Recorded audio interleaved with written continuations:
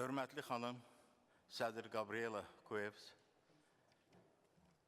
hörmətli həmkarlar, hörmətli konferans iştirakçıları, xanımlar və cənablar. Parlamentarians İttifaqın Gənc Parlament üzvlərinin 5-ci qlobal konferansında sizi Azərbaycan Respublikasının parlament adından səmimi qəlbdən salamlayıram. İcazə verin, Parlamentarians İttifaqın möhtəvər toplantısı münasibətilə Azərbaycan Respublikasının prezidenti cənab İlham Əliyevin səmimi salamlarını və xoş arzularını sizlərə çatdırım. Hörmətli konferans iştirakçıları, ötən yüzilliyin sonlarında bəşəriyyətin mövcudluğunu qorxu altına alan qlobal təhlükələrin hamılıqla dərk edilməsi, dünya sivilizasiyasının inkişafının xarakterini dəyişdirməyə yönələn beynəlxalq səylərin artmasına gətirib çıxarmışdır. Öz tarixinin dönüş mərhələsində olan insan cəmiyyət sivilizasiyasının inkişafı prosesinin yeni vektorunu bərqərar etməyə bəslədiyi ümidləri dayanıqlı inkişaf ideologiyasını həyata keçirməklə göstərmək olar. Bugün bir çox tədqiqatçılar dayanıqlı inkişaf prinsipinə keçidi sosial mühəndisliyin xüsusi bir metodu, ekoloji politologiya adlandırırlar. Söhbət, qloballaşmanın və böhranlı halların mənfi nəticələrini aradan qaldırmağa yönələn siyasi fəaliyyətdən və ekoloji tarazlığa nail olmaq yolu ilə dayanıqlığı və təhlükəsiz inkişafı təmin etməkdən gedir. Nəticə etibarilə bütün bunlar indiki və gələcək nəsillər üçün daha güvənli, ədalətli və humanist bir dünya qurulmasına gətirib çıxarmalıdır. Bu baxımdan inanıram ki, konferansın sessiyasında aparılacaq fikir mübadiləsi və müzakirələr dayanıqlı inkişafın təmin edilməsində gənclərin, xüsusən gənc parlament üzvlərinin rolunun güclənməsini, yollarını müəyyən etməyə imkan verəcəkdir. Dünya əhalisinin mühüm hissəsini təşkil edən gənclər ən dinamik sosial qrup olaraq dayanıqlı inkişaf məqsədlərinin əldə edilməsinə dəyərlərini və töhfələrini verə bilərlər. Çox böyük intellektual potensialın daşıyıcısı olan gənclər bir çox ölkələrin siyasi, iqtisadi və sosial strukturlarında önəmli yer tutaraq müasir cəmiyyətin mənəvi inkişafının mühüm amili kimi çıxış edirlər. Sivilizasiyalar arası qarşılıqlı əlaqələrin intensiv gücləndiyi dövrdə gənclər müxtəlif mədəniyyətlərə xas dəyərləri və yeni ideyaları daha tez mənimsəyirlər. Bununla əlaqədar xüsusi qeyd edilməlidir ki, bəşər sivilizasiyasının inkişafının müasir mərhələsində milli egoizm və müstəsnalıq düşüncəsinin aradan qaldırılması, müharibə və zorakılıq fəlsəfəsinin sülh və əməkdaşlıq fəlsəfəsi ilə əvəz edilməsi obyektiv imkanlar yaratmışdır. Əminəm ki, yeni dünya nizamının formalaşmasında məhz gənclər həlledici rol oynamalıdırlar. Bugün Azərbaycan Respublikasında gənclər sosial, humanitar, iqtisadi və siyasi fəaliyyətə yaxından cəlb olunmuşlar. Gənclər siyasəti dövlət siyasətinin mühüm tərkib hissəsindən birinə çevrilmişdir. Dövlətin yaratdığı geniş imkanlar sayəsində gənclər cəmiyyətin aparıcı qüvvəsinə çevrilmişdir.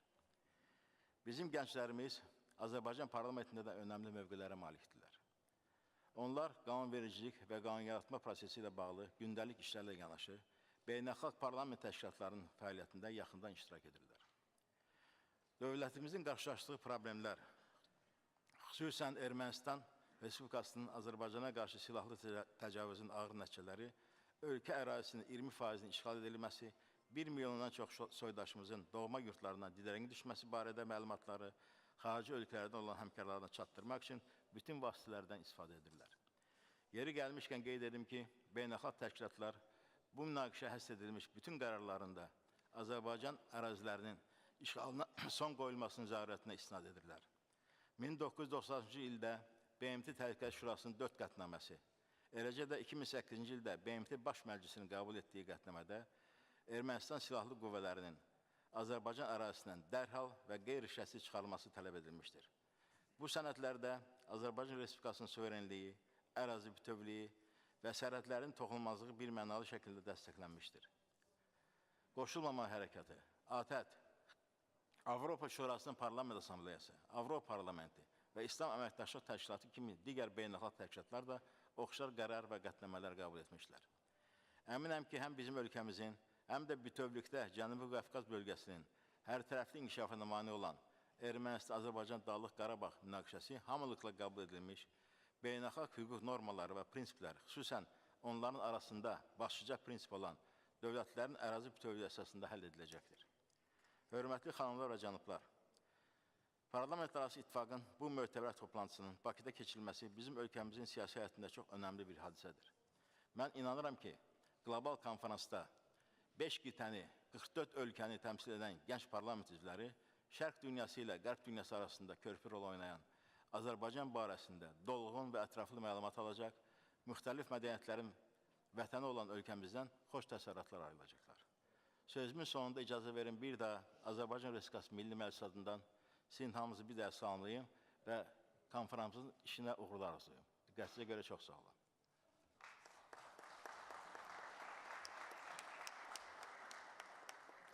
Hörmətli xanımlar və cənablar, indi isə çıxış etmək üçün söz verilir Parlamentarians İttifaqın sədri, prezidenti, hörmətli xanım Gabriela Cuevas Barrona.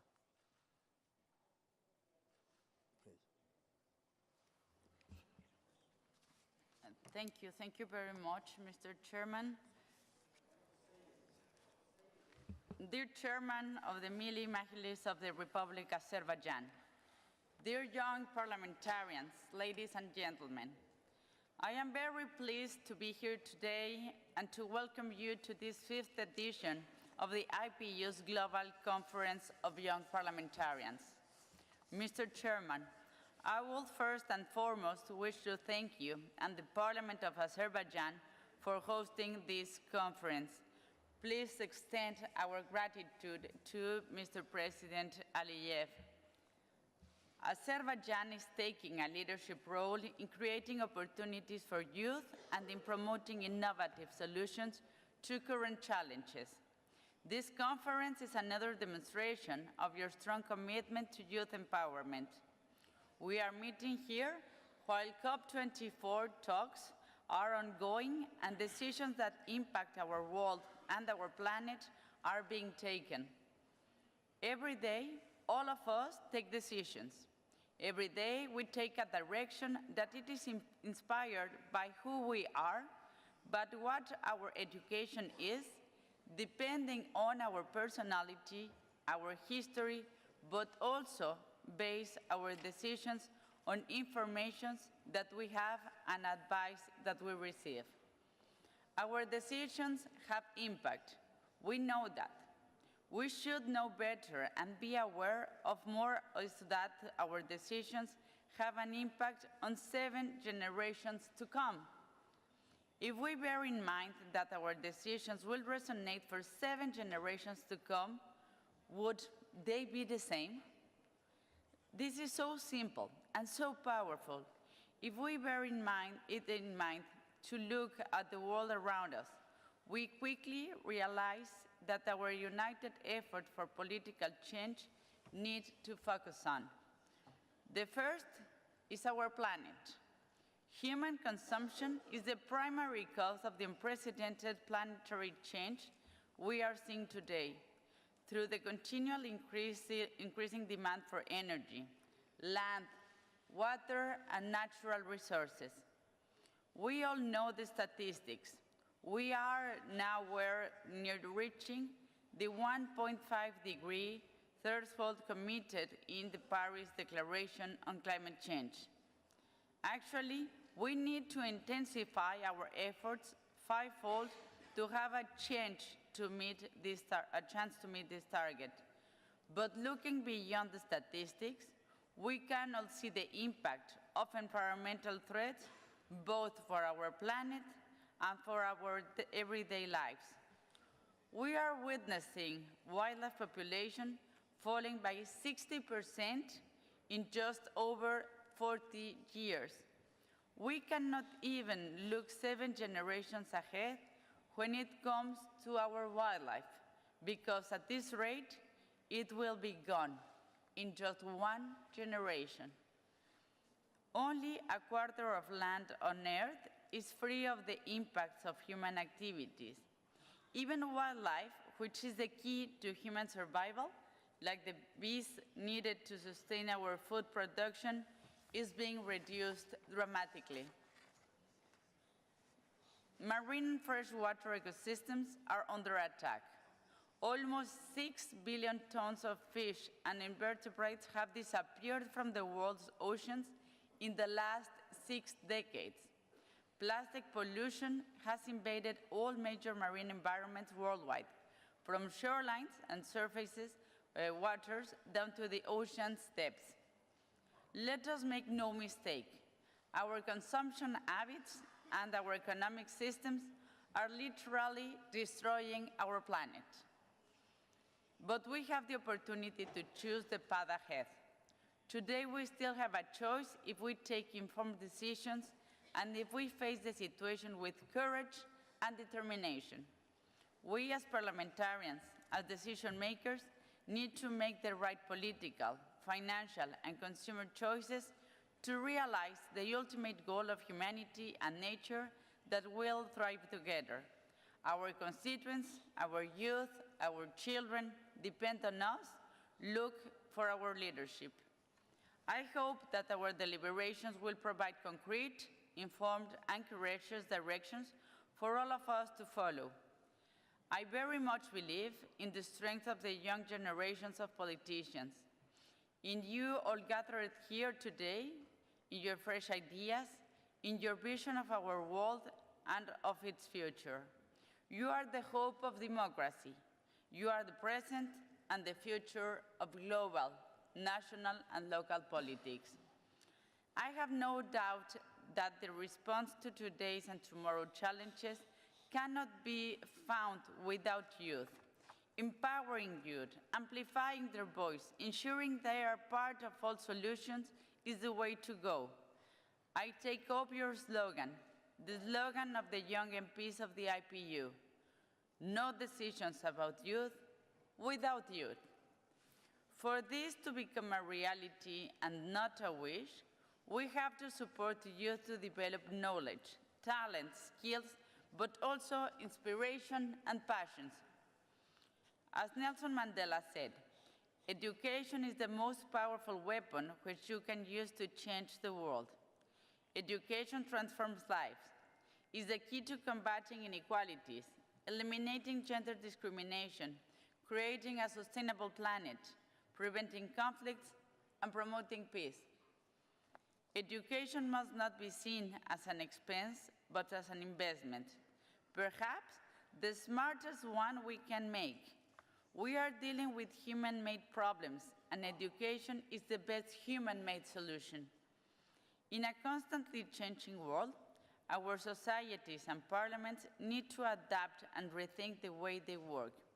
Today's challenges are different from yesterday's. We cannot respond with ideas, means, or tools from the past. Education is also the key to unlocking the innovation needed to address modern challenges. About 262 million children and youth were out of school during the last school year. How can we, as MPs, make sure that education is first and foremost available to all, and that is also fit for today and for the future? How can we ensure that education promotes equitable, inclusive, and sustainable economic growth and supports transitions to green and digital economies? But how can we equally ensure that education leads to jobs, self-development, but also well-being and sustainable prosperity? All educational institutions, from primary schools to universities, must prepare students for the jobs of tomorrow.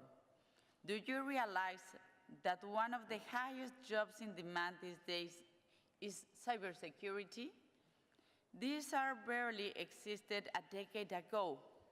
Parliamentarians, and in particularly young MPs, must be aware of this evolution and take the necessary action. As things are rapidly evolving, the younger generations must be lifelong learners. They must constantly improve their skills to match the next generation of jobs. The workforce, that of today and that of tomorrow, needs highly skilled workers. In addition to excellent technical skills, the labor market also demands soft skills, like working in teams, communications, and critical thinking. I am counting on your vision, commitment, and fresh ideas to guide us on how to make laws and policies that respond effectively to these needs, and not only for the needs of youth today, but also for the needs of future generations. It is certain that we are the generation that holds the fate of our planet in its hands. We are the last line of defense. Yes, this burden may not have been of our making. It was handed down to us by former generations who may not have thought it through 7 generations ahead. Yes, it is an incredibly heavy burden for one to carry, but turning the challenge on its head will give us the opportunity to change the course of things. This is our opportunity to be remembered, maybe even 7 generations from now, as the generation that saved the planet. I would also like to share with you some statistics that I believe it's part of our duty as IPU, and that I'm sure that with your help we can change this reality. IPU makes every 2 years a survey on how parliaments are changing in young MPs' presence. For this year, we have the answers from 150 countries. And I must say that even that it showed some improvements, it is not enough. While more than half of the total world's population is under 30 years old, 30% of lower chambers all around the world do not have any MP under 30 years old. 0 young MPs in 1/3 of total lower chambers. But if we go to upper chambers, there are in 76% of these upper chambers no members under 30 years old. Can you see this regrettable imbalance? We cannot continue taking decisions for youth without youth. That is our mandate. So we need also to find the new ideas. Please be free to send me your ideas on how we can improve the presence of young MPs in lower and, of course, even more in upper chambers around the world. Thank you very much for being here. Thank you very much, Mr. Chairman, for this huge effort. And I would also like to thank the Minister for Youth and Sport, who is with us, to Mourine, Osoru, the President of the Young Parliamentarians Forum. Thank you very much, Mourine, for your leadership. And of course, to the Vice Chairman, who is the head of the Azerbaijani delegation to IPU. Thank you very much for this very important event. Thank you very much for Azerbaijan to take the lead. Thank you, Mr. Chairman. Xanım Sadir, çox dərin məzmunlu çıxışına minnətdarlığımı bildirirəm. İndi isə söz verilir Parlamentarası İttifaqın Gənc Parlament üzvlərinin forumunun sədri xanım Mourine Osoru'ya.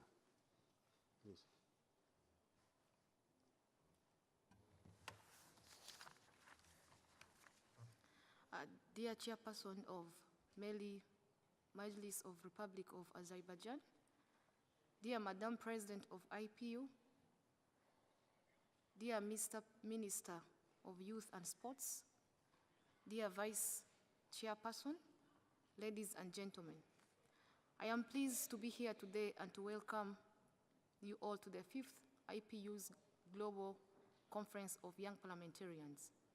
Firstly, I want to thank each one of you for being here today and for your commitment to improving the lives and the future of young people around the world. I would like to also thank the Parliament of Azerbaijan for doing such an excellent job hosting this event and for their warm welcome and hospitality. Ladies and gentlemen, empowering young people and giving them a voice is one of the most pressing challenges of all times.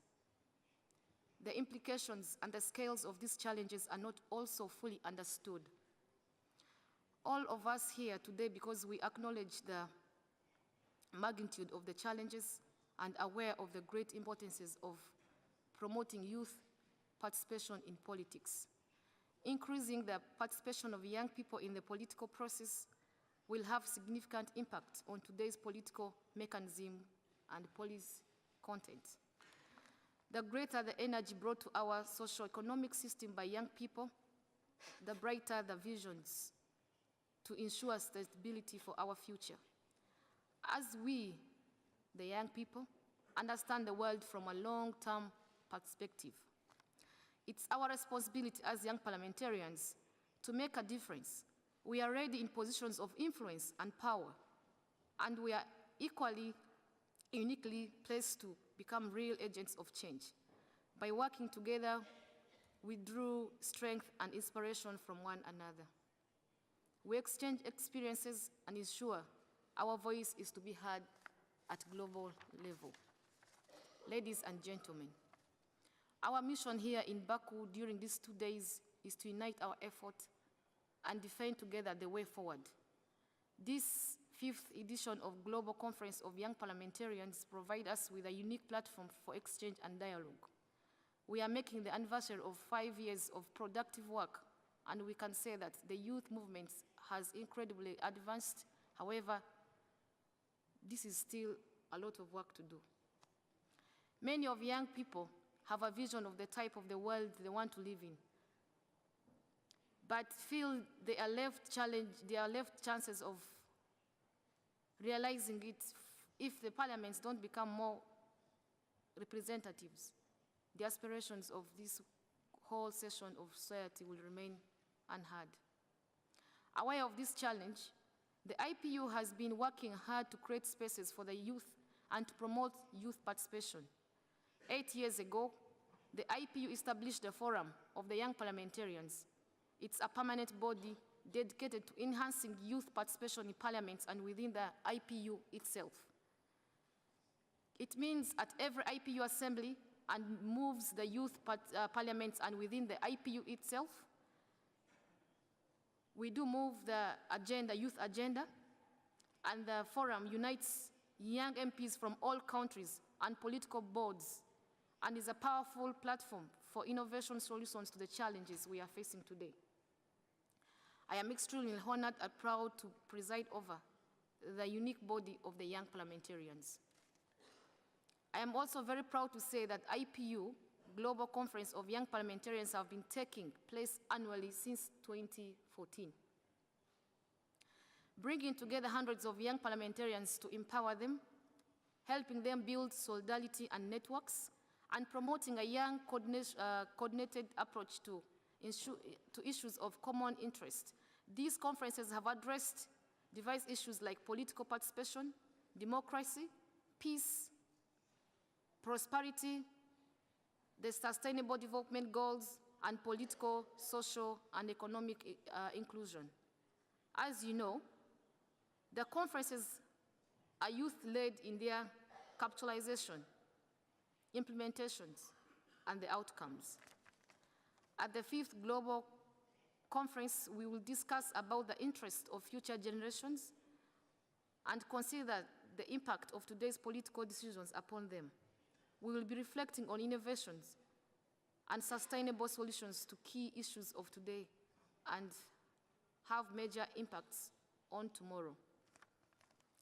I invite you to be intrepid and consciously in your contributions. Let's harness the power and vision of the young to bring positive and sustainable change for all.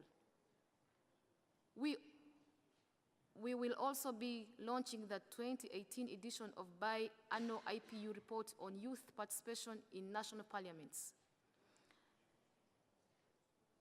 The substantive report provides updated information on percentages and genders of young parliamentarians, as well as the latest information on social mechanisms designed to enhance the participation of young parliamentarians in national parliaments.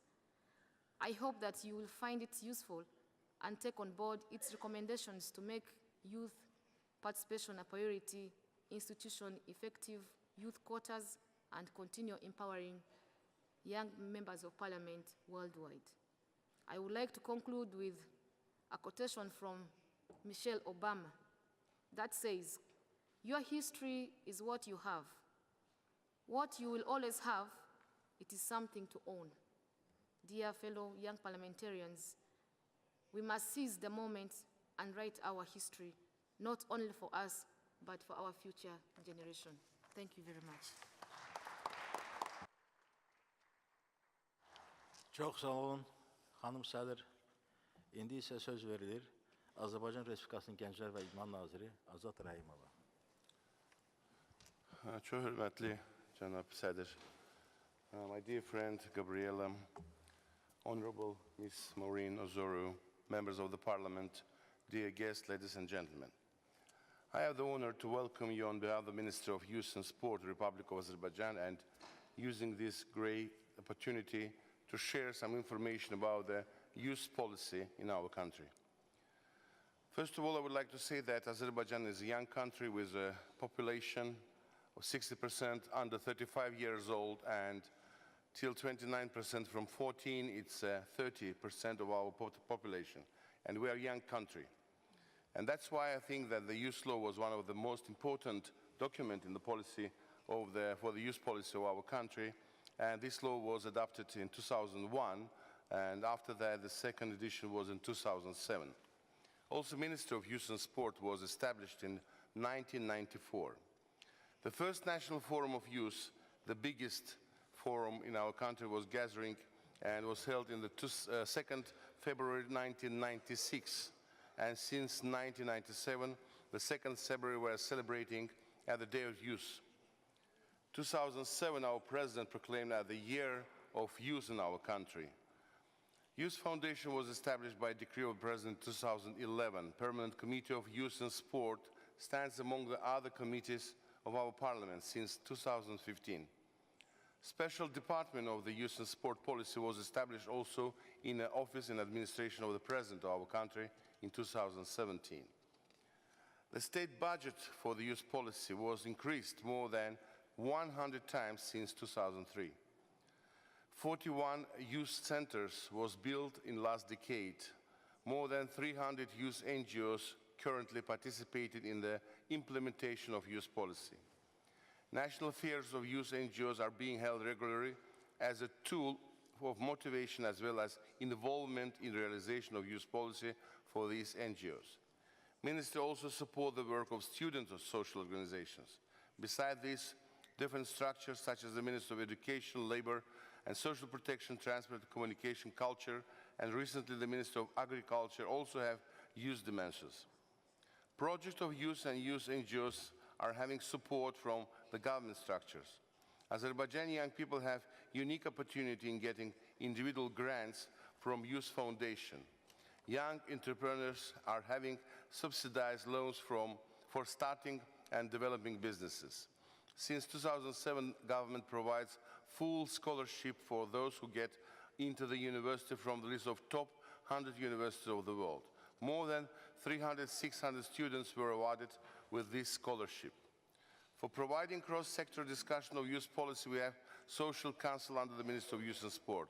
This is some kind of the consultative youth body where the main stakeholders such as government, parliament, NGO, and relevant international organizations are having platform and tribune to discuss different legislative initiatives, programs, and other important documents related to the youth policy. So, as you see, legislative and infrastructural base of the youth policy on local level is provided. Such issues as housing, employment, social care are finding its solutions. But we are also participating in the implementation of youth policy on international level. Azerbaijani youth NGOs are also participating in different programs of UN, Council of Europe, European Union, and more than 30 other international humanitarian organizations. With an honor, I have to say that Azerbaijan was among the first who supported the establishing of United Nations Youth Envoy Office, and we have contributed also in the functioning of this office. In October of 2014, Baku became the center of the global youth policy discussion. We have gathered more than 700 youth policy makers from all over the world. This forum was held in cooperation with the United Nations Organization, Council of Europe, and other organizations. Azerbaijan Youth NGO were among the establishers of the several international NGOs, such as Islamic Cooperation Youth Forum in 2004, Youth Forum of Goa member states in 2006, World Turkish Youth Union in 2010, and Great Silkway International Youth Union in 2012. Dear ladies and gentlemen, as you see, Azerbaijani young people have been provided with different opportunities for development in different fields, but we are continuing our work in this direction. I am sure this forum will bring also value to our youth work. Young parliamentarians will share with you our experience as well as they get information about your country achievements in this field and will contribute to our national policies. I wish you a successful and very fruitful conference, and thank you for your attention.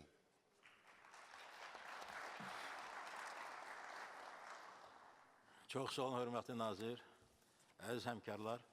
Bununla da açılış mərasimi sona çatır. İndi hamımızı ailə fotosu çəkilməyə dəvət edəcəklər. Coffee break, ondan sonra isə panellərdə iclasa başlayacaq. Çox sağ olun.